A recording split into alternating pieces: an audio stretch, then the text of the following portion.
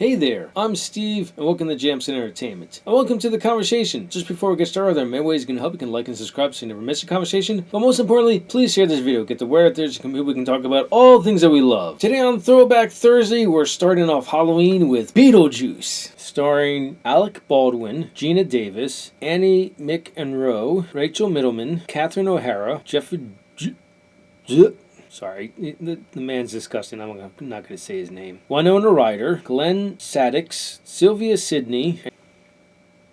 It seems I was wrong about saying his name 3 times in a row, that it has to be consecutive. It does get split up in this movie, and it still works. Well, honestly, they act as if it will still work. Each time Beetlejuice is summoned, it is said 3 consecutive times. There's no breaks at all. So that's probably where I got the idea where it has to be consecutive, even though the movie plays it as if it doesn't matter. You could say his name twice, wait 10 years, and say it again, apparently. I don't know. The rules are kind of arbitrary because this isn't that kind of a movie, really. There are rules, but they're bent and broken, and the movie's just a fun time. So this one starts off with Adam and Barbara. They are a happily married couple, and honestly, this is something I don't know why I haven't done sooner, mostly because I don't do a lot of romantic films, but Barbara and Adam are relationship goals. They have an amazing relationship. To keep with this spooky aspect of relationship goals, you also would have Gomez and Morticia from the Addams Family. They are couples that are madly in love with each other. They have great chemistry, great communication. They're always there for each other, and they cheer each other on. When we first meet the Maitlands, that's their last name, they are on staycation, and they are loving every moment of it. They own the general store in the little town that they live in. Adam is taking this time to work on his model set of the town, and Barbara is redecorating the house with wallpaper. Adam wants to go back into town to the store to get a couple things. They go do that, and on their way back, there's a bridge in town that goes over a river, and Barbara notices this little dog, and she tells Adam to miss him so they don't run the poor little guy over. He does just that. They crash into this bridge. That's really cool. I think the dog got revenge on them.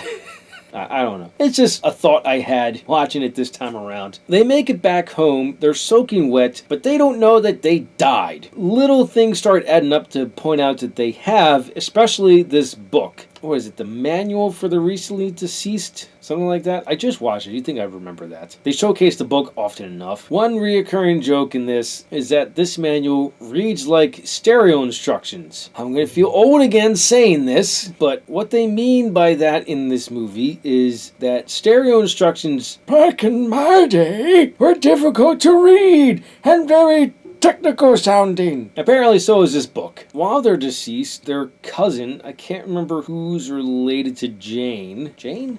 She tries to sell their house before they go into town for the supplies that they want to get. And she obviously sells the house after they unfortunately pass to the Dietzes. I think I touched on this a little bit in my Beetlejuice review, but I'm really going to touch on it here. There's 100% more character in this movie than there is the sequel. Michael Keaton does bring the same level of energy to the sequel that he has in this one, and God bless him for doing so because he's 40 years older. Just about. He's still got it, but overall the cast in this one, I don't know, they're more believable. They're believable in the sequel, but there's a certain level of personality that they're missing. If the personality level is up here for Beetlejuice, the sequel is like here. It's up there, but it's not nowhere close to where it should be. Sorry to compare the two, but it's something that can't really be helped. This movie is a half hour, 45 minutes shorter, and it's perfect that way. There's not an ounce of fat on this movie at all. It's so enjoyable that you don't feel the runtime. You really enjoy yourself. You get sucked into this world, well, both worlds. Now, because this is the first one, the titled character is teased for the first half of the movie, and it's done masterfully because when he finally makes it to the stage, it's showtime, baby! Michael Keaton is having the most fun in this movie. Oddly enough, this is the movie that got him the role of Batman the following year. Being that this is the 80s, everything is practical, from the makeup, the sets, to stop motion for things that they couldn't do live action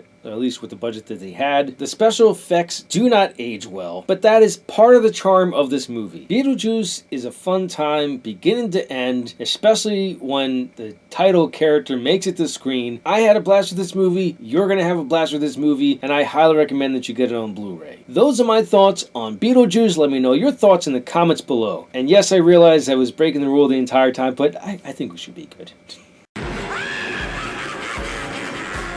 It's showtime! Thank you for watching, and live your imagination.